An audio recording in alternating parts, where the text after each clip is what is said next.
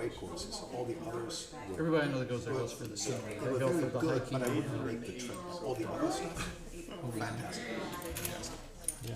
Well, We're not ticketing, we're just telling people what the problem is. That's pretty. Well, like so many other things, enforcement is the biggest issue. Something Yeah. like that. Well, it's like with the police. Warn people. Roger had a very nice event this morning. Did it? Yeah. I said Roger, it was the PGA. But, are you guys talking? I didn't know who was on the council. I didn't, well, it was the PGA that did it, and I think they, it was a nice event, but it was the PGA that did it. So you're talking again? No.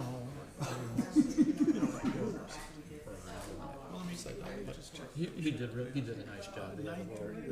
That's the PGA guy, and he, and Nikki Haley, and then Scott Reed. Talk to that. It was a media day for him. I'll call him. It's good. And he does such a, I mean, he really, Roger does a nice job of sort of setting the tone Jan's great. of the course and the quality of the ocean course and the history and the player. He does a nice job of doing that. Nikki Haley's very charming, charismatic. Oh, she was here? Yeah, because she's the Did that have anything to do with the helicopters flying up and down? Oh, I They were like don't know. Black Hawks, areas flying. What are you going to do? No, she's still, I doubt she's I wouldn't have thought so. I don't think she still gets Black But Hawks. she was also playing at the Ocean Course this morning. Dylan told me. Was With her it? husband. Was. Wasn't invited to that either. Just- All right. All right, are we, Mary Ann? All right. It was a work issue. I don't know why I have that. All right, we're going to call town council meeting to order. If you'd join me with the pledge of allegiance.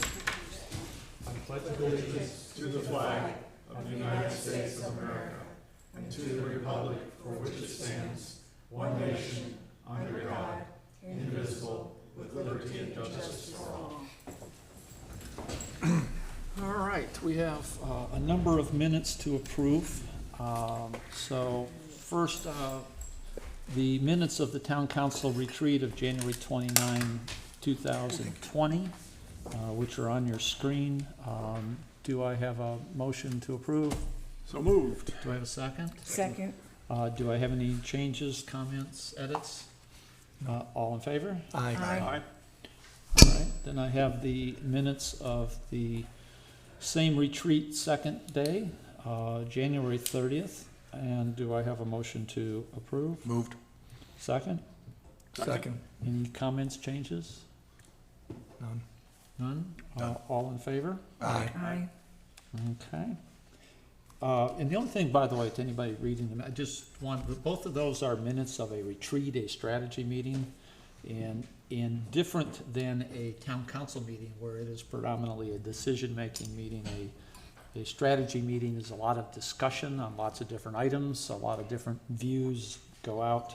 So in many of these issues, if anybody from the public is reading them, I would remind them that they reflect conversation, they don't necessarily reflect decisions, and that something that you might see in here doesn't necessarily mean that an action will take place in the future. They're just that, discussions. All right, then we have the minutes of the town council meeting of February 4th. Do I have a motion to approve? So moved. Second? Second. Again, any comments, changes, edits? None. All in favor? Aye. Aye. Aye.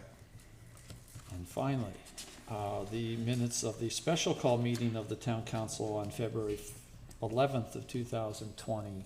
Do I have a I so motion to? move. A second? Second. Any changes, comments? None. All in favor? Aye. Aye. All right.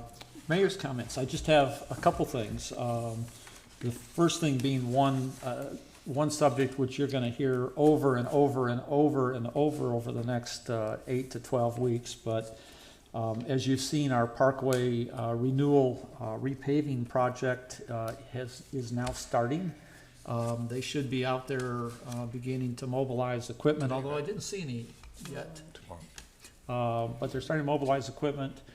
And the schedule has gone out. I think what you'll see later this week is the beginning of nighttime work for the initial run at milling and paving.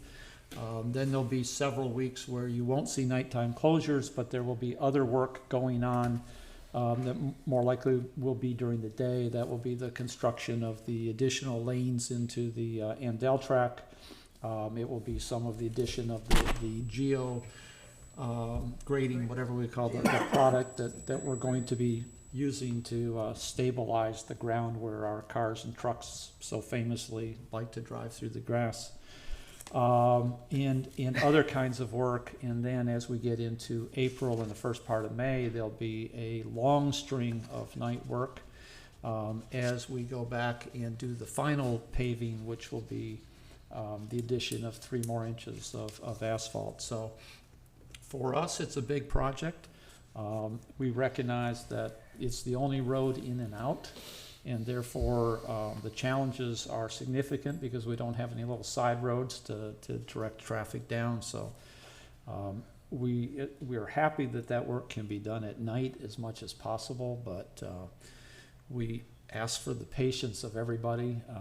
There will be a lot of occasions in the evening where they're going to have to, shut a lane down, and they'll be then directing traffic and holding traffic back and forth through one lane. So I will warn you that we will, if anything, be over communicating because we just absolutely need to make sure that people understand when those delays are going to occur and what. And we have a lot of different audiences. I mean, we have our residents, our non-residents, our Cacique residents, our visitors, our shoppers, our contractors, and we have to be able to assure that we get to all of those different audiences. So again, it's a big project. I think the road, when it is done, I think everybody will agree, will be a significant improvement. It's just not in good shape now.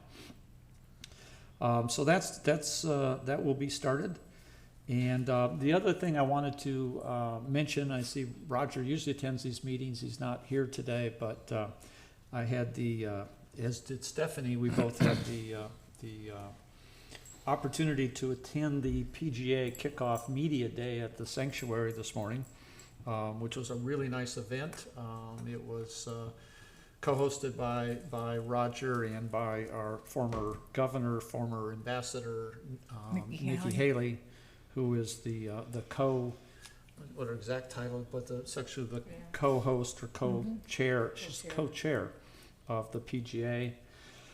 So this was their official kickoff. I think also consistent with this is the day that they're starting publicly to begin to open up the sign-ups for ticket purchases and volunteer opportunities for the general public. I know that Keeler residents already had that opportunity. It again is going to be a fantastic event. I think for all of us who were here in 2012, whether you're a golfer or not a golfer, it's a significant event for the community. Not only I think is it a sense of pride to a lot of our residents and property owners that we have a venue here that can bring that sort of notoriety and attention in the community. It obviously is also significant of significant economic value to the community. So I just want to congratulate, even though he's not here, congratulate Roger for again, he and the Goodwin family being able to bring that event back to Kiowa next year. And I suspect that the next what's in May of next year, so the next 15 months will probably go by much faster than we probably can imagine, because a lot goes into that tournament. So again, having just sat in that meeting this morning, I want to congratulate the resort and the PGA for all of that activity. That is all I have, unless there's anything you have to remind me of that and with that, I'll open it up to citizens' comments on anything that is related to an item on today's agenda.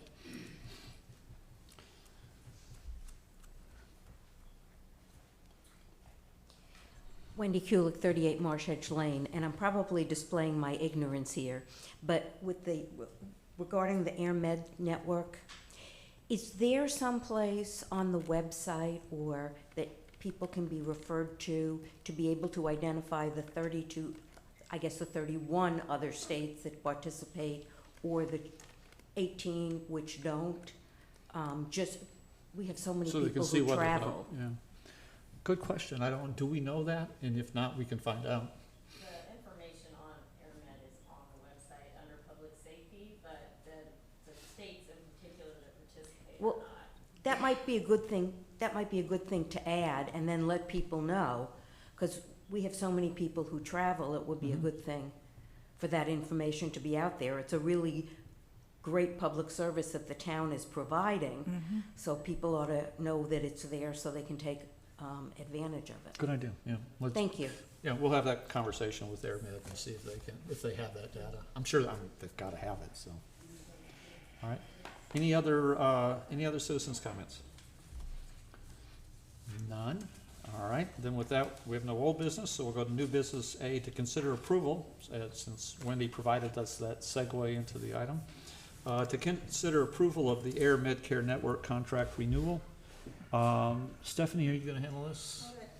Ms. Conley? Okay. Marianne? Yes, the Air Care Network actually stopped offering their business plan to new subscribers. But because we are already members, we are covered by we will be covered by the renewed contract. One of the reasons they stopped offering it to business subscribers is because there's been a decline in the insurance rate reimbursement. Also, the number of larger employees, they say, has been reduced in the Charleston area, which I find hard to believe, but that's what they're saying. Municipal site membership still falls under the business plan because we are grandfathered. Okay, the site membership covers transport originating out of Charleston County.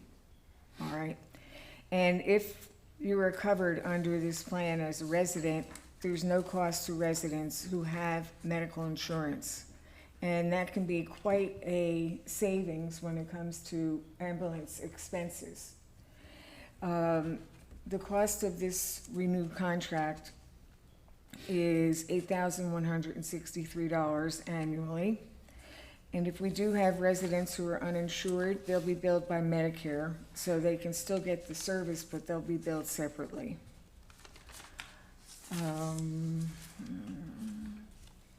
And I think that's about it. So we recommend that the Air Care Network contract be renewed. Let me first, before we get discussion, do I have a motion to approve? So moved. Do I have a second? Second. All right, then I'll open it up for discussion. Question, how many times over the last year was it used by residents of POT It wasn't used at all, at all? but it covers all of Johns Island, so there were some Johns Island people who used it. I don't think we've ever used it in the 4 No. or 5 years that we've had the contract. Thought we had one. Not for a resident, I think. Not for a resident, Yeah, okay. last year when we talked about it, had not been used. You know, it's always, when we first got it, it's like your homeowner insurance. You pay Right. for it and you hope you never use it. And we've gotten into this discussion kind of every year of, well, have we used it? Well, we don't, so should we be getting it? Yeah, we ought to be happy nobody has been. So, from my perspective, the sense has been, as long as this continues to be as inexpensive as it is, that, again, it can be a very valuable service if we really do have a If it's resident needed. property owner airlifted off the island. Yeah, And I agree that, I was at the meeting the other day that was held by the partners for the MUSC updates. And one of the people in the audience said, he's a property owner, but he's not here all the time, said, we have no ambulance service here, what would we do? And I of course, raised my hand and talked to him about the services that we do have. And I think there's a lot of value in saying that we can any helicopter could land here. As you know, we did the study on the helicopter, whether we needed a particular spot. But between that and the firefighters and the ambulance people, I think it's comforting to people to know that there are services available. Any other comments? No, I think it's a cheap insurance policy. It does seem that maybe a couple of years from now, if in fact the MUSC Right. facility goes forward, that would be a point where we need to understand, because they will have a helicopter pad. They will Absolutely. be providing some services that otherwise you'd be transporting, whether, how that meshes and whether it might change, but, Yeah, I imagine that would meantime, yeah. influence what we would do. all right, so I have a motion and a second. All in favor? Aye. Aye.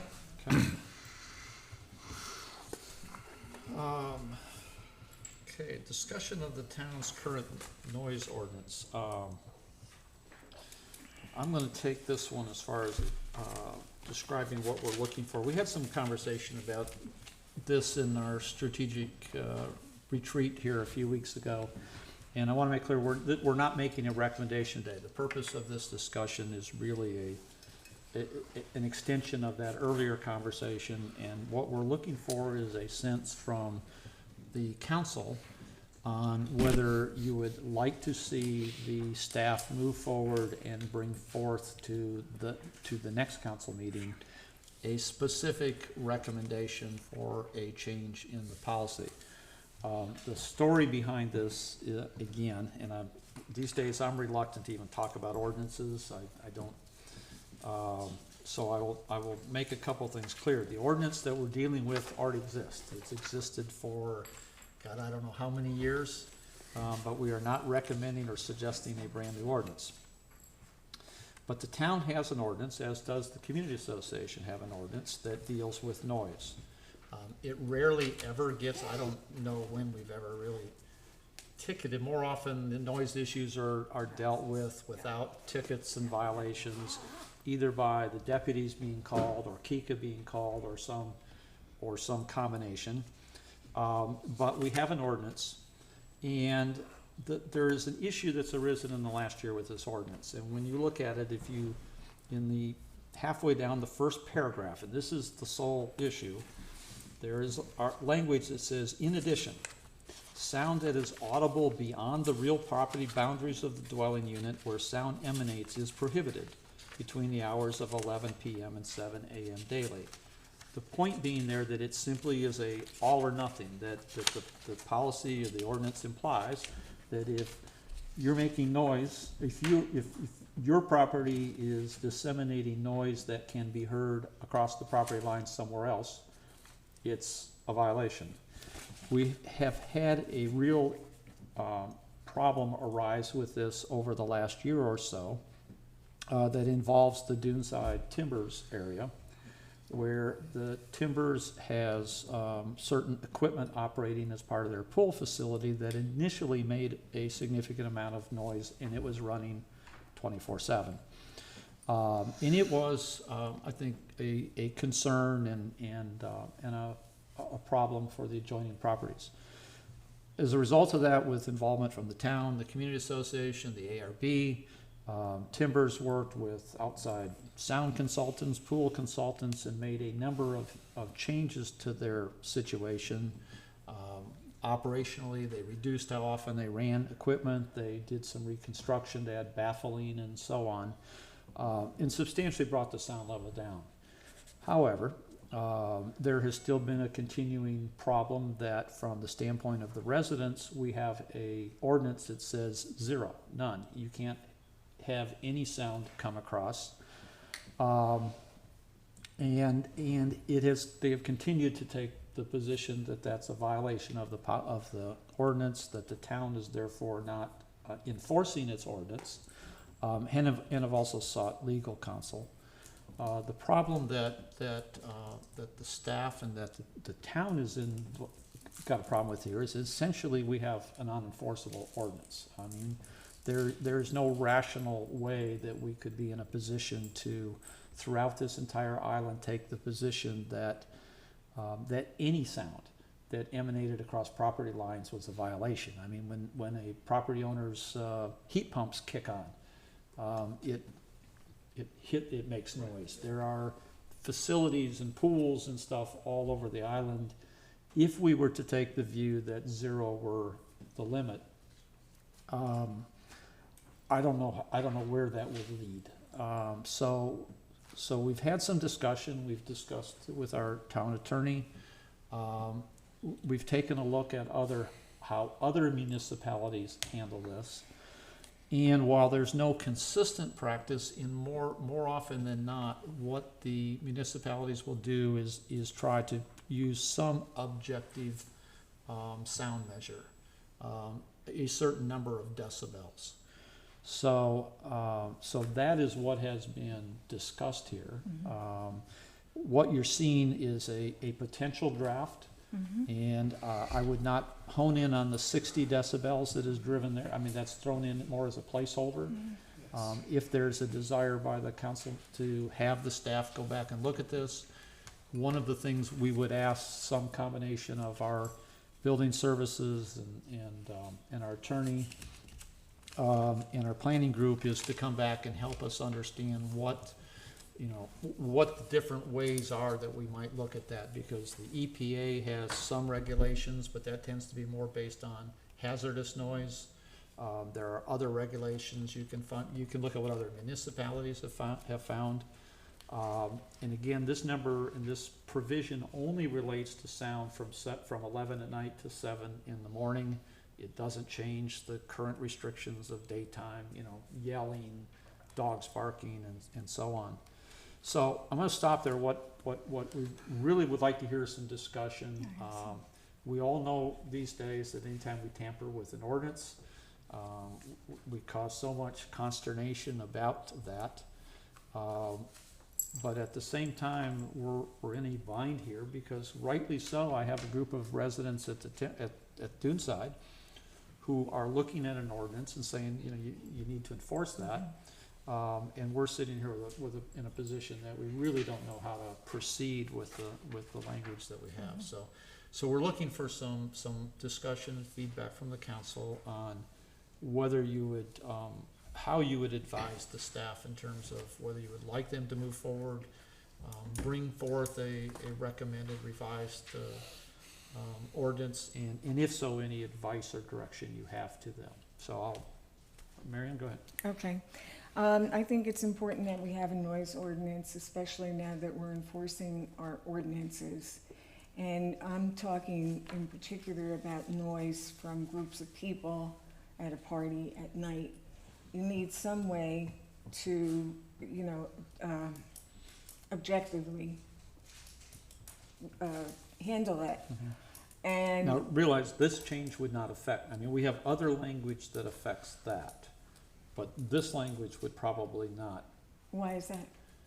This is, I guess you could take a decibel meter out there You and could. stand outside, but we already do have other language in here in the other sections that deal with the issue of whether you have large groups and those kinds of. So is this just to address the timbers issue? Well, this would address any kind of 11 at night to 7 in Right. the morning ongoing types of Right. sounds. So Well, it could be, so it can be events. It would impact, I know, it could impact events. Could be It could impact- parties could where they impact have parties, music. right, yeah. But it also gets at these equipment noises and that sort Right. of thing, yeah.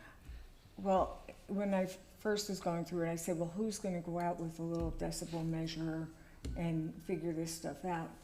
But what I found out is that there is an app, it's called Decibel X, that can be used, and I'm not an expert by any means, but there is an app that maybe our code officials should get, and perhaps our deputies. It measures noise, it's highly reliable, pre-calibrated,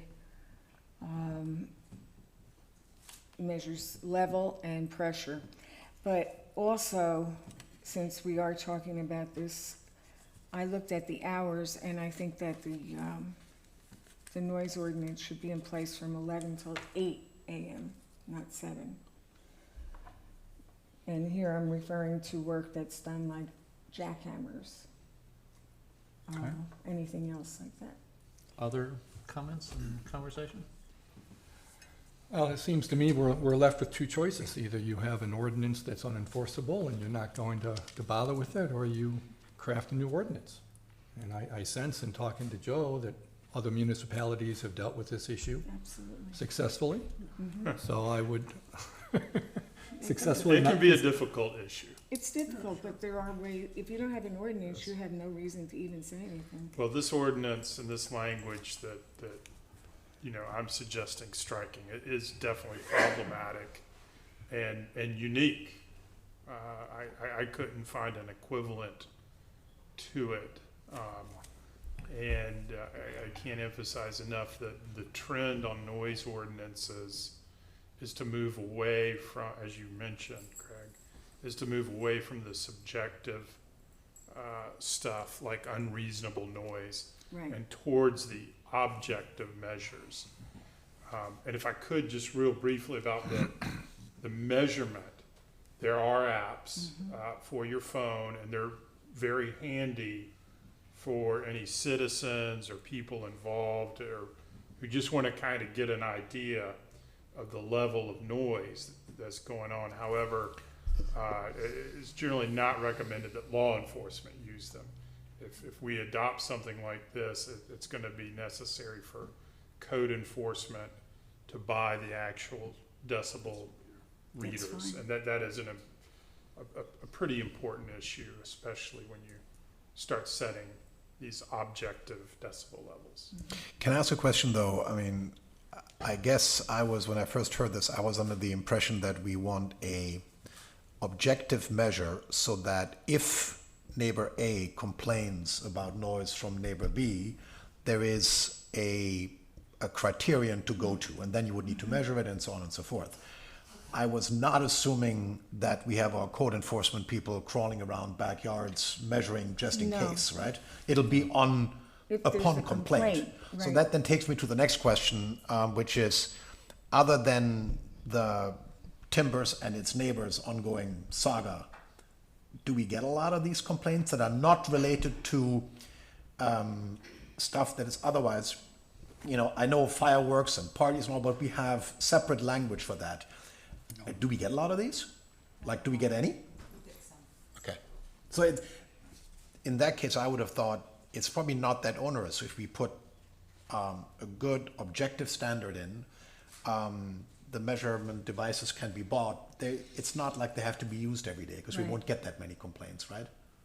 Yeah, and I think that's why we're not messing with any of the rest of this ordinance, because, you know, when it comes to, you know, we have things in here around loudspeakers, amplifiers, domestic animals, yelling, shouting, and we're not looking at changing any of that Right. language, and, you know. I think- Personally, I like the feuding. I'm not quite sure what that is, but I'm sure it's good. Talk to the McCoys, see what they Right. Yeah. Exactly. I think anytime you can set a reasonable standard, we're That's better all. off. Yeah. You have a complaint Let's and look at it. This doesn't sound controversial. This sounds like it makes good sense. I would have, Marianne, I do understand your comment about the time. I would be real careful, though. I would not want to change the 11 to 7. and why is that? Because frankly, these days, construction work on this island is allowable at 7. As much as probably none of us love hearing all the 2-cycle blowers going at Oh, no, I 7:05 don't. in I the can't morning. stand them, but It is going, and I think it would be potentially, if you change this decibel level and the hour to 8, there would be some real implications I about that didn't first hour realize- of work, and I don't I think didn't we want. realize that construction companies could start their time at 7. Yeah, I they're thought allowed it in was and go 8. at 7. Landscapers also, right? The gate opens Yeah, they're allowed at to 7 have for it. all. So that means they can actually use a jackhammer. Right, You got okay. it, and I didn't realize I don't think as much as we could probably get a lot of support for that, I don't think that's something I wanna get in the middle of trying to. Well, that- no, that but you know, practice, this is yeah. something when you're considering noise, you certainly, Yeah, I don't Are think we we're trying to, considering I don't noise think we're or trying to noise? change that practice, which has just been an ongoing that's fine, I didn't practice in realize there, that. yeah. So, we don't need a vote, let me just say, what I'm hearing is that the, council members, are fine with the staff going to the next step of bringing forth a specific Yes. proposal. Agreed. All right, everybody's there? All right, to consider approval of the CE&I contract with Dennis Corporation for Kiowa Island Parkway repavement and other improvements. Stephanie, that one's yours? Yes, and I believe you all have it in your packet, but it's not on the screen. Correct. Okay. So as the mayor had already mentioned, the Banks Construction were the successful bidders for the Kiowa Island Parkway repaving and other improvements. They're projected to start work this week, weather permitting. But one thing that we would like to do, and this is what the proposal is for, is that while we have Brian, who will be glued to Banks Construction side for the next 2.5 months as he's watching the project, and Michael McCormick, Michael Sullivan, who's with McCormick Taylor. In that contract, they are required to come out to the site 5 times. We felt that it would be important to have some additional eyes on the project and someone with some expertise in construction engineering and inspection background. Dennis Corporation, we've had a relationship with them. They were the ones that did the CE&I services for us on Beachwalker Drive. For the most part, as far as I know, and Rusty at that time was managing them. We were very pleased with their work. They were very helpful. If they caught things, they brought it to our attention. They did reports for us, as I will be doing updates to council, but they would do weekly reports for us. This contract proposal for 30 hours. I really like them to be there at night because there could be times where, as they're paving, if they hit a section where right now it's required to mill down and come up, mill 2 and come up 2. If they see a section that they may have to mill a little bit further, we need someone there with the expertise to really evaluate and say, yes, that makes sense. Because what we don't want to happen, and of course, if it's too large of a project, they won't move forward because they're going to need some approval of cost. But if it's something that they can just kind of plow right through, we need someone there they can look and say, yes, it makes sense. They need to go down another, 1/2 inch or what have you. And then we want Dennis Corporation there to be able to make that judgment call. So that's the reason for this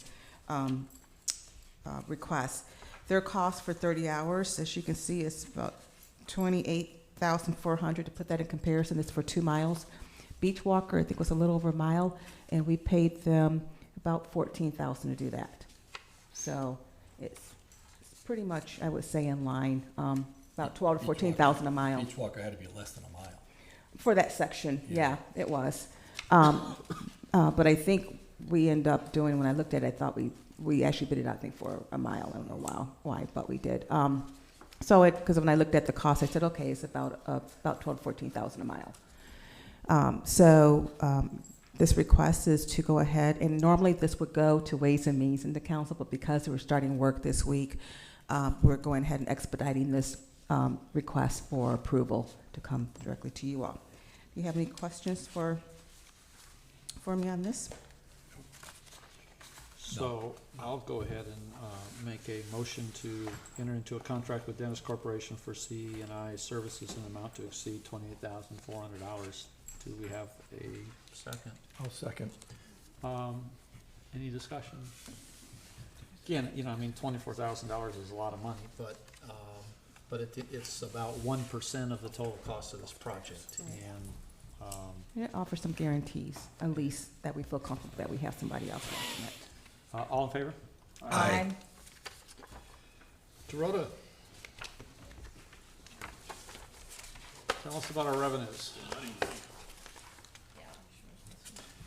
Let me just preface, normally this is a conversation that we would start as part of, in Ways and Means Committee, as part of our series of discussions moving up to the creation of the budget, but because we didn't have the February Ways and Means Committee, we're gonna have this discussion today in town council instead. Go ahead. So, yes, so, I want to start with just a little history, just to give you a quick glance on how the town performed. I did 12 years, extended it to the years where the recession was in the country, just to give you an idea that You'll see in general there was some decreases in the revenue sources. However, the town did really well, and we shouldn't worry about that. You'll see especially accommodation taxes at that time were affected. And in general, there is an increasing trend in all the revenue sources.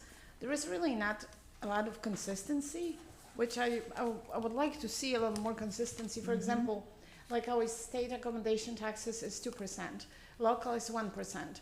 So in a perfect world, that should be half, right? Well, it's not. Which could be also related to, we have a lot of times that people reported not correctly, they reported to the county rather to, or was assigned to Charleston County rather to Kiowa, and we received it after a couple of months in the next fiscal year. So there is items, and a lot of, actually this year when we started this new business license for rentals process, we require confirmation, then they pay both state and county accommodation taxes. A lot of people didn't know they need to do county. They assumed once they file the sales and state tax, all the taxes are paid. So this year we're gonna catch up, and hopefully going forward we'll see this, half of this should be 1%, 2%. But anyway, so just want you to give you a quick look at how the town has done in the past. So Petra, if you flip to the next page, thank you. So this is the budget, the revenue budget. The first column is this current year budget, 2020 budget. The next column is the analyzed budget, which is based on 8 months of actual, so it gives us a little better understanding, or better, closer numbers to actuals. And the third column is the budget for next year that we talking about. So in general, we pretty much budgeting pretty flat. There is a 4% decrease when we compare this year analyzed to the budget, but it's mostly related to the building permits and special building projects. So when we look at that, the building permits, that's a big revenue source that actually we budgeting a big drop, and the building department provided some numbers how they projected this number. So anyway, we've noticed a decrease in number of permits, number of inspections, number of plan reviews, a number of new home construction also decreased this year, and we're projecting to see that trend. So that's why this number is really much lower for what we originally budgeted and what we budget for next year. Do you have the numbers for what the number of new building permits? Unfortunately, the old system that we use, Energov, did not keep that information. So I only have numbers, the total permits. I don't have new homes versus renovations. Okay. Bruce, do you have a feel for generally when a residential property gets a business, what the span of time is between when someone actually gets and pays for a building permit, and when they then actually commence construction of the project? When they submit originally to the ARB, they're looking at a 3 to 6 month process. So when because what was interesting, I was driving our property consultant through a couple of weeks ago, and they were really impressed with how much building activity was going on the island, which would suggest that our levels are way up. But my perception from talking to Dorota is that in many cases, it's part of that's time lag. We may see all the activity now, but those business licenses may have been paid for Last year. Yeah. You're looking at a build out for most houses to 1.5 years to 2 years. Okay. From the time they obtain the permit to an actual certificate of occupancy. Yeah, and you see like the number of permits, you're looking at like 36% decrease number of inspection 19%, plan reviews 18%. So those are rather big numbers. So that's the main reason, and this is like the biggest decrease in a budget, and also the special projects. This decrease of 42,000 is based on the assumption that the senior living facility will be permitted this year, and for next year we will permit the first phase of parcel 13 development. So we did receive the plans for that project, for the senior living. The permit hasn't been issued yet, so we haven't collected the money, but this is the assumption. If I could just update council on the senior living facility.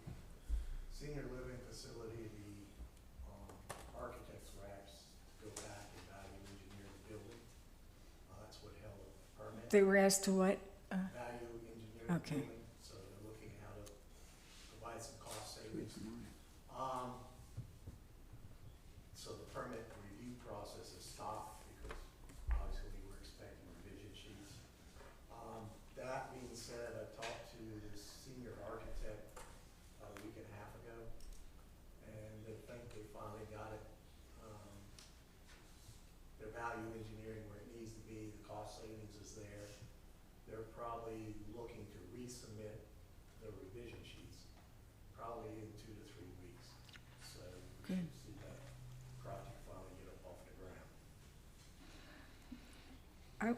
Can I ask a question? I had a question in reading this information. It said this special projects, 65% or 420,000 decrease because the senior living facility was on hold. Yes. Well, at the time when I was preparing the sheet, we didn't know the exact status, so he just updated you on that status. So I apologize. We changed the sheet. The building permit just for the senior living facility is in excess of $400,000. That's helpful. Thank you.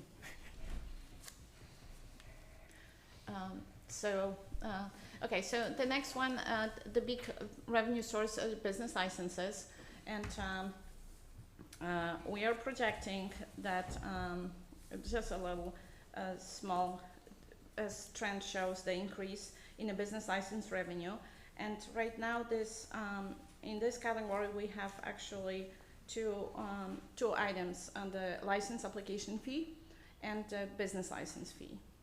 And just to give you a little update, because on Saturday was the last day for the renewals without the penalty. So we have issued 1,260 short-term rental licenses, which puts us, of that, 345 were in cap zones, which leaves 198 available. So we had 13%, where 20 is the cap. Wow. So we're pretty much comparable to where we were at December 31. Very good. We have collected about $1,087,000 in total in a business license revenue, and of that, about 300 was for the application fee that will, cover for the code enforcement and additional staff involved in enforcing. Another items that I guess it's worth to mention about the business licenses, the new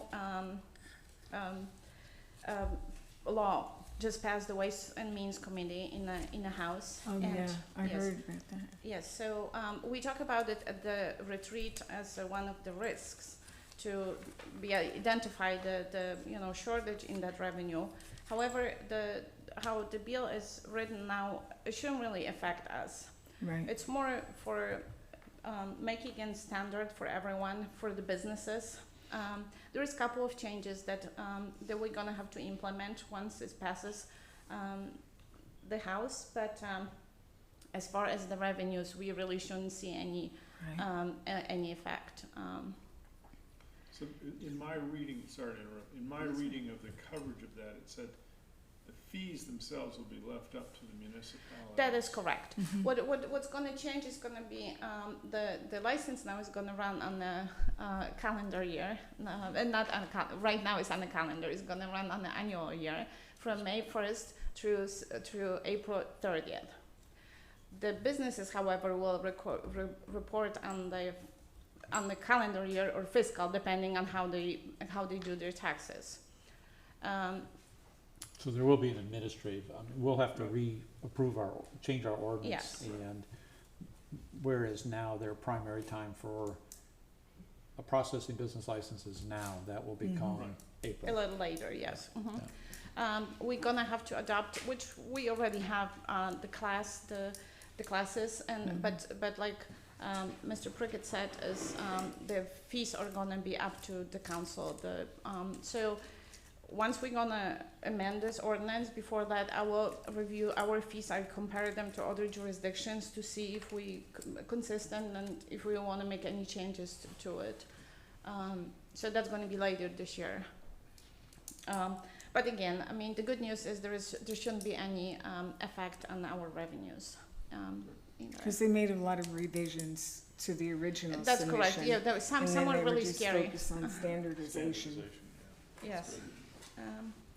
For a while, the proposed legislation looked like it could be significantly problematic for Right. a municipality like Kiowa. But at the 11th hour, those things got changed. So the next is the franchise fees, and we pretty much estimated flat, and that's electric on the beach franchise and the cable and AT&T, the other. Local option sales tax, we're projecting about 2% based on the current year increase. State accommodation taxes, I'm projecting a 2% increase.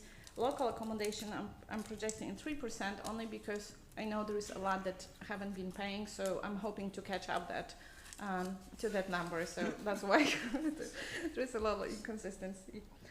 County, I left it the same, because the county gives us a contract and I don't know that amount yet. We'll know it closer to our first reading. So I left it as it is. Hospitality tax, I'm projecting a 2% increase. Solid waste, we actually collected 30,000 more than we budgeted, and that's because of this new application process for the rentals. I'm like really excited about this because so we really caught a lot of people that either weren't subscribed to the service or had an outstanding balance. Yeah. They pay to get their license. Right. Yes. Yeah. We will not issue a license until everything is paid. So. The interest revenue, I'm projecting like a little decrease because of this.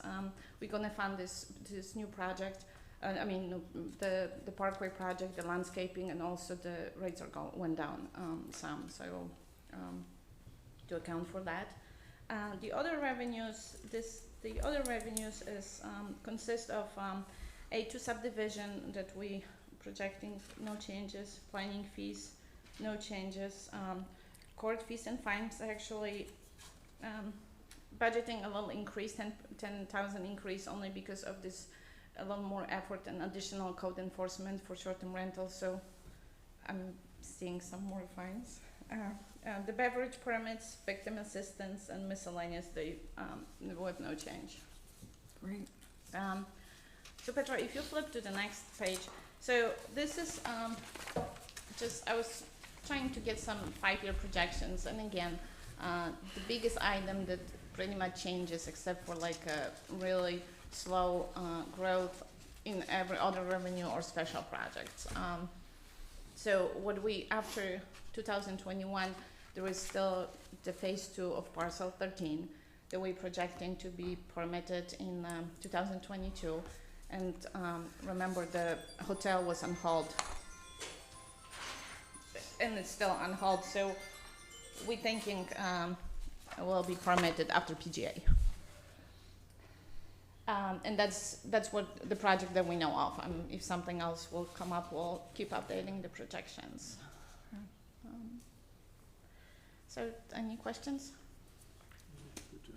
So is it fair to characterize that, I mean, after the last 4 or 5 years, where we've had pretty, not insignificant growth in our revenues, we're really looking at a flattening Yes. off here, in that the sort of basic things like accommodations taxes are flattening. Building permits you're actually seeing going down. Yes, that's one. And they've really only been, and then business licenses, similarly, you're seeing really a flat environment. Yeah. But we don't see like big, except for the building permits, but I think every other revenue rather, steady, but no drops. Yeah, well, the building permits really only got flattened by the addition of by the fact that you're throwing in the application fee in with building permits. That sort of Yes. got us back there, but then Yes, it's, that's true. otherwise we'd see that down, Yeah, well, the only thing, everything is, but the application fee is pretty much, Okay. it's, even though it's general fund, but it's designated to cover this additional enforcement right now, so, thanks to it, we can do that, but, yeah. Anything else? Nice job. Okay, thank you. Yeah, any comments or discussion? So the next step, Dorota, is in Ways and Means Committee. We'll go back to Ways and Means Committee for this, and that will be starting to look at expense. Expenditure, yes. Okay. All right. Okay, with that, I will turn to the town administrator's report. I don't have anything. I just wanted to do, just to maybe understand or clarification. This is one of the comments that Wendy had asked with regards to AirMed Care Network. So the full coverage upgrade, which is any Kiowa member can participate in that for coverage outside of Charleston County. That's for the additional $35. And so you understand that part. Okay. Okay. She wants to know where. What she wants to know is where are the locations? Right. Yeah, I understand that. We can add that, but that's just for anyone who have applied for that plan. So they they won't qualify for that. If they So we'll didn't find out where do the they're- full upgrade. That's it. That's all you got? Yep. All right, then council members, Mary Ann, anything? I have nothing. Tan? Nope, I'm good. Thank you. Chris? This is my action shot, okay, so get ready. HRNA was here a couple of weeks ago. They met with the core team. They are due back here on Monday of next week. Actually, just one of the members, the lead consultant, is due back here on Monday. And he is meeting with most of the realtors. That's the main core of his efforts on Monday and Tuesday. He is also meeting with a couple of resident focus groups. And they will be back again in this process to meet with the public at large. But this will be their second visit. I think they've got 3 or 4 within the contract. So they're making progress. Much of what they're waiting for now is simply data collection. So they're working on the data collection part. That's the update. Klaus? Yeah, one suggestion, action shot, yeah. One suggestion regarding communication on the Parkway. You said, Craig, that we were going to over-communicate. I think it's a good idea. I don't know if we do this or not, but it might be worth it. One thing I think we've all realized during the short-term rental debate is that there's a bunch of stakeholders here who either are not signed up for town notes or their email miraculously malfunctions when the town notes show up. At any rate, they don't read them.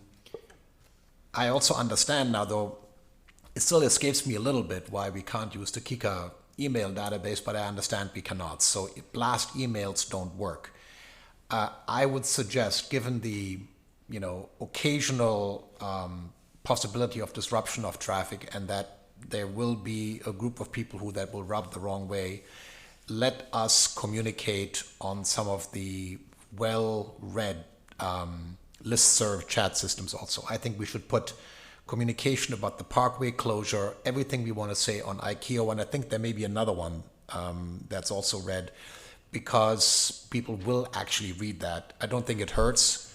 Let's not get people coming back saying, I was stuck at the gate because there was a lane closure, no one ever told me about it.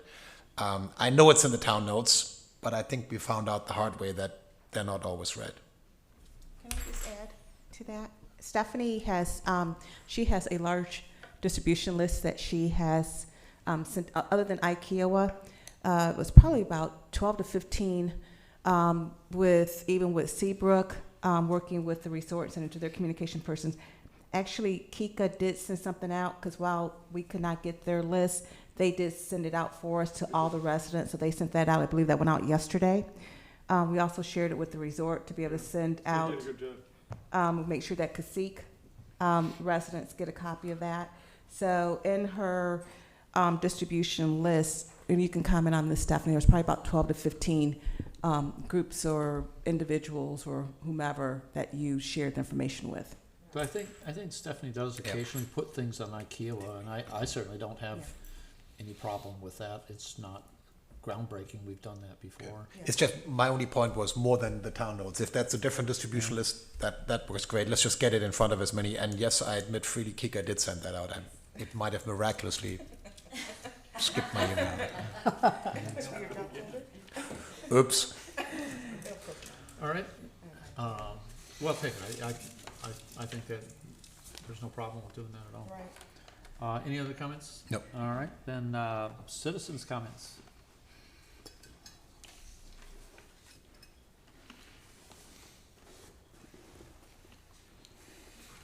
Wendy Kuehl, 38 Marsh Lane. The town, as a general rule, tries to be very proactive in communicating important information to property owners and other people in the area who might be impacted. And I know that from time to time, as part of planning for emergencies, the town has an appropriate group of people who do tabletop exercises about if such and such happens, how are we gonna handle this, what are we gonna do, sort of thing. Have any of those tabletop exercises addressed any sort of pandemic or spreading of illnesses?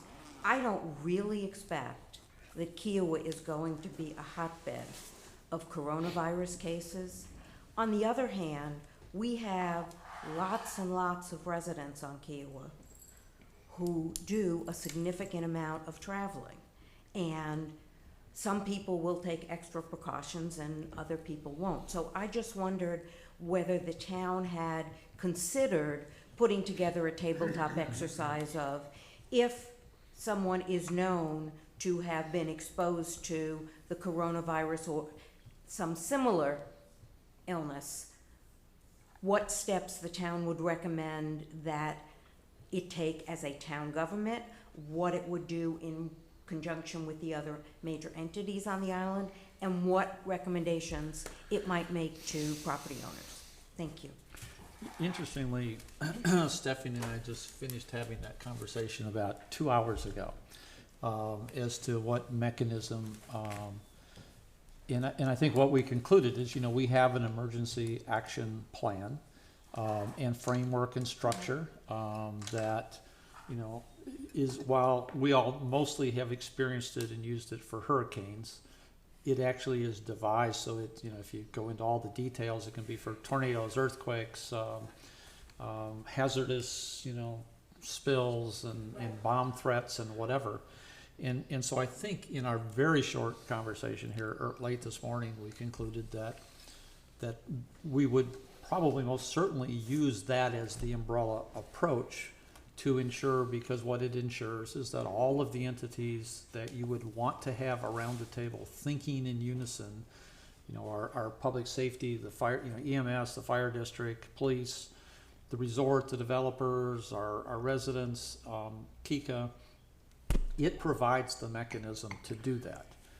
I think we also very quickly recognize that while nobody inside of the town has the medical, subject matter expertise, all of those kinds of decisions would most likely be being driven by, state, federal, types of entities. But I think our immediate reaction was that would be the tool that we would use to start doing things like passing information to residents, to having the entities get together to talk about I mean, hopefully we don't see it here, but we also recognize we are a tourist Right. location. We have lots of events. We have residents who fly, I'm sure, all over the place. New like to New Zealand. Zealand.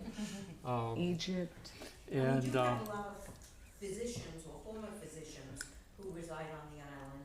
I know we have a number of retired pathologists. Yeah. And although they, I think, usually work. Okay, hopefully we don't need that quite yet. Right. And I do have, I have a meeting with Roper next Thursday.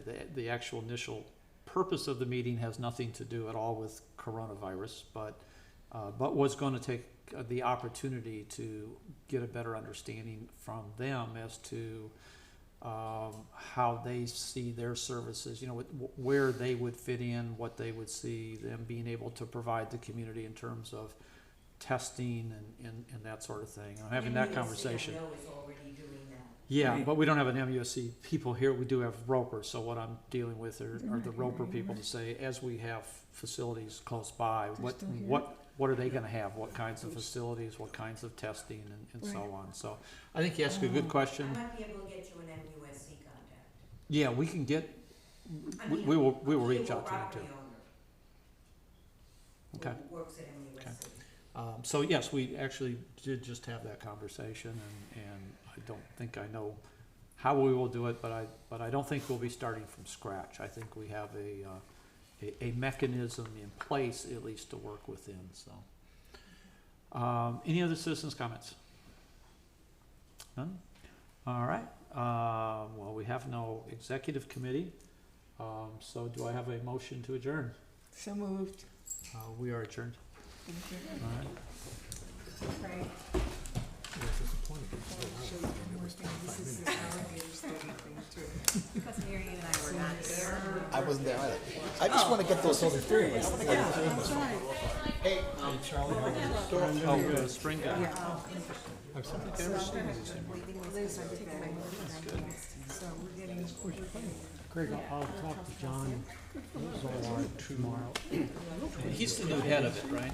Yes, Here's the, I didn't see it. Is it in there? he's been very proactive. He attends all the county meetings.